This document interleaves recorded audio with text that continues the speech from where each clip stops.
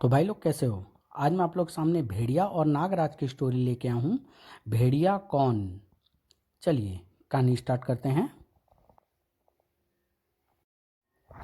जंगल की सुरक्षा का दायित्व तुमने उठाया है, इसका यह हरगिज अर्थ नहीं भेड़िया कि तुम मानवता का खून करने पर उतारू हो जाओ। नागराज, जंगल का अर्थ है जीव, पर्यावरण और वनस्पति जगत। अगर कोई उसके अहित या आहरण की कुचेष्टा करेगा तो उसके रक्त से जंगल को सींचेगा। भेड़िया, अगर तुमने ऐसा किया तो तुम्हें रोकेगा नागराज और उसकी सर्प सेना। जंगल जो हमारे पर्यावरण का एक अनमोल हिस्सा है, जंगल जिसके सीने पर की गई चोट से बहता लहू तो दिखाई नहीं पड़ता, लेकिन उसकी मुख चीख से छलनी होता है खुद मानवता का अपना ही सीना, क्योंकि प्रकृति की इस देन से की गई छेड़छाड़ से गड़बड़ा जाता है पर्यावरण संतुलन। परिणाम, आह, झुलसा देने वाली गर्मी पड़ रही है। उफ, 48.5 तापमान में तो भुट्टे की भी भुनने के लिए आग की जरूरत नहीं है। इधर पूरे देश में मनाया जा रहा था पर्यावरण सप्ताह भी, जिसके तहत आज आसाम के घने जंगलों का निरीक्षण कर रहे थे वन्य एवं पर्यावरण राज्य मंत्री श्री जिंठा। सर, इधर हमने बहुत सख्ती कर रखी है, जंगल की और रुख करने की आजकल पोचर्स की हिम्मत नहीं पड़ती सर। मिस्टर थापा, आपकी बात में सचमुच काफ़ी वजन है, और ऐसे वन्य प्राणियों के लिए वन कितना सुरक्षित है यह भी मैं देख रहा हूँ। अचानक सर, इतने बड़े जंगल में एक आध घटना, अचानक आह तड़प कर बुरी तरह से गिर पड़े थे मंत्री जी। मंत्री जी को क्या हुआ? उफ, इनके गाल पर ये क्या आकर चिपका है? इस और घनी झाड़ियों में कोई है। हाँ, और वो कोई और नहीं, खुद भेड़िया है, जिसने जंगल की रक्षा का वचन लिया है। उसी वचन की रक्षा के लिए आज से भेड़िया ने जंगल में मानवों के प्रवेश को वर्जित घोषित किया है। अब जंगल की सुरक्षा का दायित्व होगा भेड़िया के कंधों पर। इन पर खून इस पर खून सवार है, जीप दौड़ाओ, तेज तेज। फिर थापा ने संभाला स्टीयरिंग और अस्पताल, कम से कम ड्राइवर की जान तो बचे। सॉरी मिस्टर थापा, हम आपके ड्राइवर को नहीं बचा सके। यह कंटीला सा दिखने वाला फल दरअसल अरंड के घातक जहर वाला फल है, जिस पर इंजेक्शन वाली सुइयों का प्रयोग बीजों के भयानक जहर को शिकार के रक्त में पहुंचाने के लिए किया गया है। अंड के अरंड के एक बीज में ही रेसिन नामक जहर की जान ले लेने जितनी मात्रा मौजूद होती है। और फिर मिस्टर थापा की सूचना पर प्रशासन में एक जबरदस्त हड़कंप समझ गया। क्या भेड़िया द्वारा मिस्टर खिजिंग की हत्या? उफ, जंगल पर भेड़िए के कब्जे का अभियान, मानवों की जंगल में मौजूदगी के प्रत्येक ठिकाने को मिटा देना है, मुझे जला देना है। पो, पोचर्स के लिए यह सब हैरत अंगेज था। मानवों का जंगल में प्रवेश निषेध, अन्यथा अंजाम मौत। भेड़िया भेड़िया की चेतावनी, यह क्या है? हमें वापस लौट जाना चाहिए। छोड़ो यार, घोड़ा घास से यारी करेगा तो खाएगा क्या? हाँ चलो, हमारे पास हर खतरे से निपटने के लिए गने हैं ही। भेड़िया की चेतावनी के बाद भी तुमने जंगल में प्रवेश का साहस किया? आह नहीं, आह, तुम्हारे इस साहस के लिए भेड़िया तुम्हें देगा खौफनाक दंड। तुम्हारी लाशें दूसरों के लिए सबक होगी। उधर रक्षा मंत्रालय से जारी हुए फरमान के बाद शुरू हुआ भेड़िया को जिंदा या मुर्दा पकड़ने का अभियान। भेड़िया ने जो भयानक जुर्म किया है उसके लिए उसे छोड़ा नहीं जा सकता। भेड़िया की चेतावनी चेतावनी, जंगल की रक्षा करेगा भेड़िया, जंगल में अब रहेंगे पशु पक्षी ही। भेड़िया, उसे जिंदा या मुर्दा गिरफ्तार करना है। कोई आहट हमारी ओर बढ़ रही है, सावधान, सुरक्षा घेरा बनाओ। सुरक्षा घेरा बना लिया गया। प्रत्येक कमांडो अब अपनी तरफ बढ़ते दुश्मन को देख सकता था। घेरा जबरदस्त था, किंतु दुश्मन कूदा ऊपर से। मेरी चेतावनी के बाद भी तुमने जंगल में प्रवेश किया। अब भयानक अंत के लिए भी तैयार हो जाओ। नीचे से सिर्फ गोलियां चलने की आवाज आ रही है, कुछ दिखाई? ओ गॉड, हमारे कमांडोज के कटे हुए सिर और उनकी गनें। उफ, प्रशासन की नींद हराम थी। जंगल की सुरक्षा के लिए ही नहीं, इंसान की कई बुनियादी ज़रूरतों के लिए भी जंगल से उसका संपर्क आवश्यक है। लेकिन क्या करे, भेड़िया ने जंगल पर कब्जा कर लिया है। मुझे तो जंगल में मौजूद कई जंगली कबीलों के भी खत्म हो जाने का भय हो गया है। भेड़िया को खत्म करने की योजनाएं बनाई और बिगाड़ी जा रही थी। सर, क्यों न जंगल में आग लगा दी जाए। मेरा मतलब था सर की, और सैकड़ों बेजुबान निर्दोष वन्य प्राणियों की जान भी ले ली जाए। क्यों?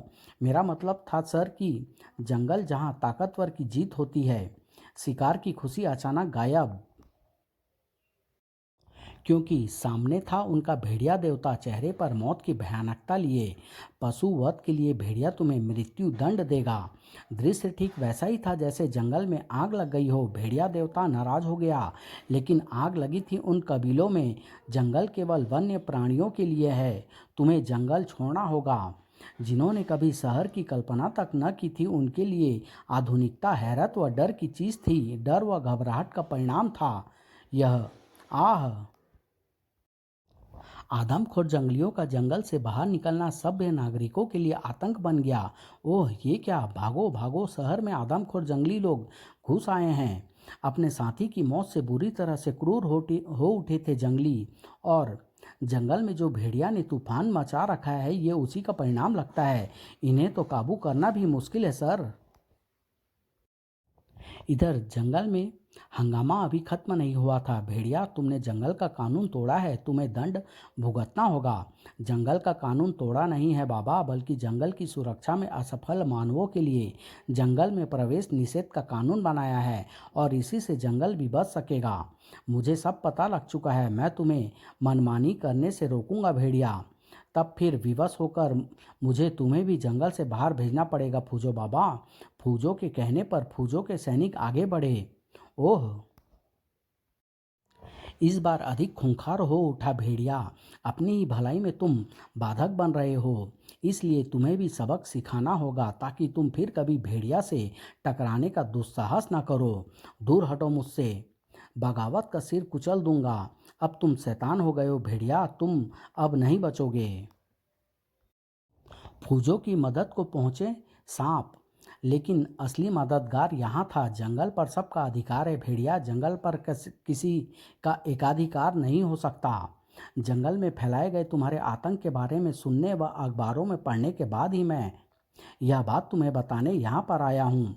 वरना मुझे तो शीघ्र खजुराहो पहुँचना है, क्योंकि मानवों के अनुसार मुझे मेरे सपनों के मंदिर वहीं मिलेंगे। मानवी खजुराहो व नागराज के सपनों के मंदिर के बारे में जानने के लिए साकुरा का चक्रव्यूह व नागराज का अंत पढ़ें। कौन हो तुम?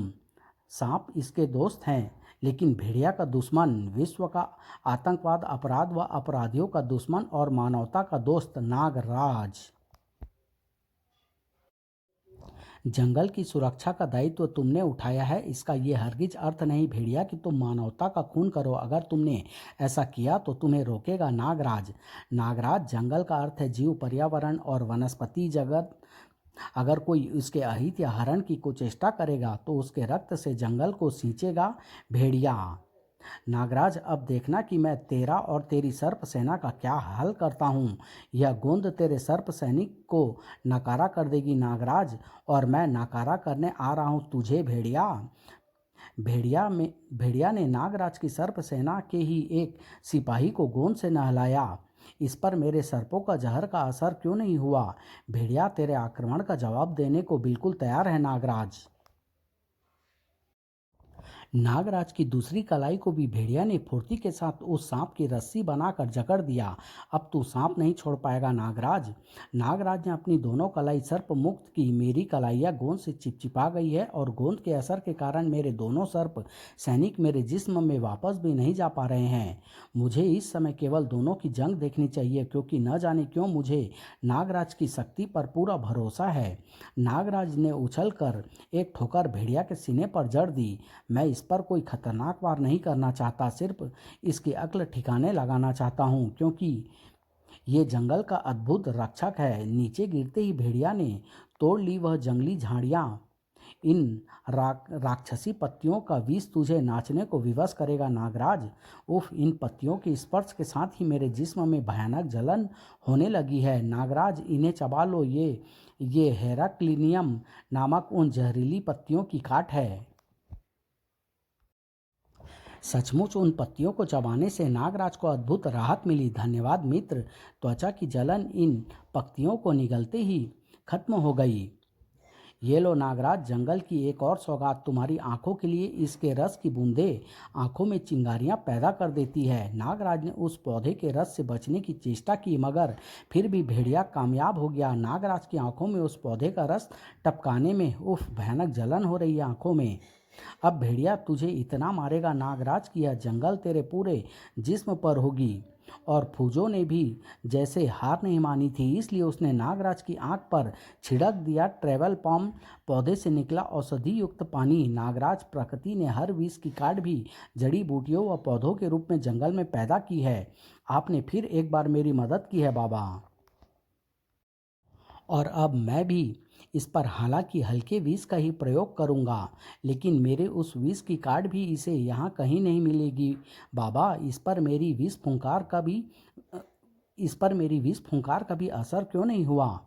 अपने फन से चीर डालूंगा मैं इसकी छाती को। और इस वार के साथ ही कुछ देखकर हैरानी से उछला नागराज अचानक, नहीं, अब मुझे यहाँ नहीं रुकना है, मुझे यहाँ से फरार होना पड़ेगा। भेड़िया के पीछे दौड़ पड़ा नागराज। अब तो मैं इसे किसी भी कीमत पर जाने नहीं दे सकता। और नागराज के लिए आश्चर्य का यह दूसरा झटका था। यह अब कहीं नहीं जाएगा। नागराज इसे जंगल में मनमानी करने का भयानक दंड देगा। अब भेड़िया, एक और भेड़िया, कैसा रहस्य है ये? नागराज, इस शैतान ने मेरा रूप धरकर जंगल में जो आग लगाई है, उसकी भेड़िया के कानून में केवल एक सजा है, और वो है मौत। इसका मतलब जो भेड़िया तबाही मचा रहा था वह नकली था। ठहरो भेड़िया, सुनो। शायद इसे वह रहस्य पता नहीं लगा जिन्हें मेरी आंखें देख चुकी है। भेड़िया के हाथ अब इस शैतान की मौत के बाद ही रुकेंगे नागराज। लेकिन इस आकस्मिक हमले के बाद उठ खड़ा हुआ वह भेड़िया, तुम सबकी मौत के बाद जंगल की तबाही मेरे हाथों ही होगी। दूसरे भेड़िए ने तुरंत उठाकर अपनी ओर आते पहले भेड़िए के आगे कर दी वह नोकीली साख। इन तिनकों से मुझे रोकने की तेरी चेष्टा व्यर्थ साबित होगी भेड़िया, क्योंकि ये मेरे जिस्म के फौलाद का सामना नहीं कर पाएंगे। उस पल कई सर्पों ने जकड़ लिया भेड़िया के उठे हुए पांव को। यह देख चीख पड़ा दूसरा भेड़िया, नहीं नागराज, ये मेरी तुमसे प्रार्थना है कि मेरे और इस शैतान के जंग के बीच तुम नहीं आओगे। ठीक है भेड़िया, मैं अपने सर्प सैनिक को वापस बुला रहा हूँ, लेकिन मैं तुम्हें इस रहस्य से परिचित करा दूं कि ये शैतान हाड़ मांस का बना मशीनी मानव है, यानी रोबोट भेड़िया है ये। इसलिए इसे खत्म नहीं किया जा सकता, नष्ट किया जा सकता है। मैं अपनी इसी भेद के खुलने के डर से फरार हो रहा था, और अब जब यह भेद खुल ही गया है तो अपनी आंखों में मौजूद लेजर रेंज से अब खुलकर तबाही मचाऊंगा मैं। बचो भेड़िया, चीख पड़ा फूजो भेड़िए की आवाज़ में। भेड़िया चले आओ भेड़ियो, तुम्हारा देवता ये नहीं, ये शैतान बहुरूपिया है। टूट पड़ो इस शैतान पर, इसके जिस्म का पुर्जा पुर्जा अलग अलग कर दो। इसी पर नागराज की कलाई से छूटे सांप ने जकड़ लिया उसका मुंह। इससे पहले कि जंगली भेड़ियों को अपनी आंखों से कोई हानि पहुंचा सके, सांपों में तीक्ष्ण जहर से इसे अंधा करना है। बीसियों भेड़िए टूट पड़े रोबोट भेड़िए क्लोन पर। और देखा भेड़िया, तुम्हारा धन्यवाद नागराज, अन्यथा इस रहस्य से अनभिज्ञ रहकर शायद मैं इसका अंत न कर पाता। लेकिन अब मैं इसकी लोहे की हड्डियों को चूरे में बदल दूंगा। तभी इन हाथियों को मैंने ऐसा आदेश दिया है भेड़िया, क्योंकि इस शैतान का तुरंत ही नाश हो जाना अच्छा है। अब ये नष्ट हो चुका है, लेकिन नागराज, इसने जंगल में तबाही करके भेड़िया की छवि को भी नष्ट कर दिया है। मैं देख कर आ रहा हूँ जंगल में टंगी उन विभत्स लाशों को जो इसी शैतान का शिकार हो गए। दुखी मत हो भेड़िया, लोगों को जब सच्चाई का पता चलेगा तो वे एक बार फिर तुम्हें पूर्ण सम्मान देंगे। मैं तब भी अपने आप को अपराधी ही समझता रहूँगा नागराज, क्योंकि मेरे रहते जंगल में हंगामा व तबाही मची। मगर तुम थे कहाँ भेड़िया? जंगल में उत्तर की ओर मौजूद गुफा में बेहोश पड़ा हुआ था मैं बाबा। उस शाम जब मैं नील सरोवर में जल ग्रहण करने के लिए झुका तो आह, एक लोहे की चोट मेरी कनपटी पर पड़ी। जब होश आया तो मैंने खुद को एक गुफा में पाया जिसके मुंह को एक भारी पत्थर से बंद कर दिया गया था। किसी प्रकार वह पत्थर हटाकर यहाँ पहुंचा तो नागराज को भेड़िया से भिड़े देखकर मेरे आश्चर्य का ठिकाना न रहा। भेड़िया, तुम्हें जरूर इस रोबोट भेड़िया ने ही मूर्छित किया होगा ताकि तुम्हारे वेश में जंगल में दहशत फैला सके। ऐसा हो सकता है, लेकिन अब सब ठीक हो चुका है। जंगल की स्थिति की सूचना मैं खुद जंगल के बाहर पहुंचा दूंगा। अच्छा भेड़िया, अब मुझे इजाज़त दो, और फूजो बाबा कभी भाग्य में रहा तो फिर अवश्य मिलेंगे। ठहरो नागराज, जंगल में शांति स्थापना की मदद के लिए ये मुद्रिका भेड़िया की ओर से स्वीकार करो। ओह ठीक है भेड़िया, जंगल की इस निशानी को मैं अपने पास ही रखूंगा। तब नागराज ने विदा ली। अच्छा नागराज, विदा। न जाने विचारों की कौन सी आंधियां एकाएकी चल पड़ी फूजो के जहन में। आओ भेड़िया, हम भी चले। हाँ बाबा, चलो। भेड़िया, अब उन कबीले वासियों को भी अति शीघ्र वास्तविकता बताकर भय मुक्त करना होगा जो शैतान भेड़िया की दहशत से जंगल छोड़कर भाग गए हैं। उनमें से कुछ अपनी खूनी हरकतों के कारण शहरी पुलिस द्वारा मारे भी डाले गए हैं, और उस सब का जिम्मेदार मैं तुम्हें ही मानता हूँ बहुरूपिये भेड़िया। अरे बहुरूपिये, नागराज से विदा लेते वक्त ही मेरे दिमाग में यह विचार कौंध गया कि जो भेड़िया भेड़िया देवता को रोकते ही उसके अभिवादन के लिए उसके कदमों में झुक जाते थे, आज उसे अनदेखा क्यों कर गए। इस बात से यह साबित हो गया कि तुम भेड़िया नहीं हो, इसलिए मैं तुम्हें इस खूनी दलदल के रास्ते लाया था। चेहरे पर हैरानी के सैकड़ों चिन्ह लिए दलदल में समा गया भेड़िया। नागराज का जीवन संकट में है, चलो जल्दी चलो। फूजो वन्य प्राणियों की भाषा जानता था। इधर आगे बढ़ते नागराज पर बिजली की तरह उछला एक जिस्म, भेड़िया का जिस्म। नागराज के जिस्म में पेवस्त हो गए थे भेड़िया के हाथों के 10 नाखून। वह भेड़िया तुम? हाँ नागराज, तेरी खाल को तेरे जिस्म से जुदा करने के लिए मैं कब से अपने नाखूनों को तीखा किए तेरी यहाँ प्रतीक्षा कर रहा था। एक और नकली भेड़िया, क्योंकि असली से तो मैं विदा लेकर आया हूँ। नागराज पर हिंसक भेड़िए के समान ही झपट पड़ा भेड़िया, और तेरा अंत करने के लिए मैं अपने नाखूनों का ही प्रयोग करूंगा नागराज। इसका मतलब यह हुआ कि यह भी भेड़िया का क्लोन होना चाहिए, और इसे गलाने के लिए मुझे प्रयोग करनी होगी अपने विष की घातक मात्रा। लेकिन कुछ कर पाने से पूर्व ही बुरी तरह से तड़प उठा नागराज। उफ, मेरा पूरा जिस्म सुन्न होता चला जा रहा है। भेड़िया के घुसे ने उछाल दिया नागराज को। नागराज, विश्व अपराध व आतंकवाद का दुश्मन नागराज, आज जिसका अंत होगा भेड़िया के हाथों। उधर उठकर खड़ा हो गया नागराज। क्या हो गया था अचानक मुझे, लेकिन अब मैं खुद को सामान्य महसूस कर रहा हूँ। इसे रोकने के लिए पहले सर्प सैनिक का प्रयोग करता हूँ, लेकिन फिर हाथ उठा का उठा रह गया नागराज का। उफ, फिर वही जिस्म अकड़ गया मेरा। नागराज के चेहरे पर 5 लकीरें खींच दी भेड़िया ने। क्यों नागराज, हाथ पैर सुन्न पड़ गए तेरे? कर मेरा सामना, बचा अपने आप को। यह एकाएक किस रोग का शिकार हो रहा हूँ मैं?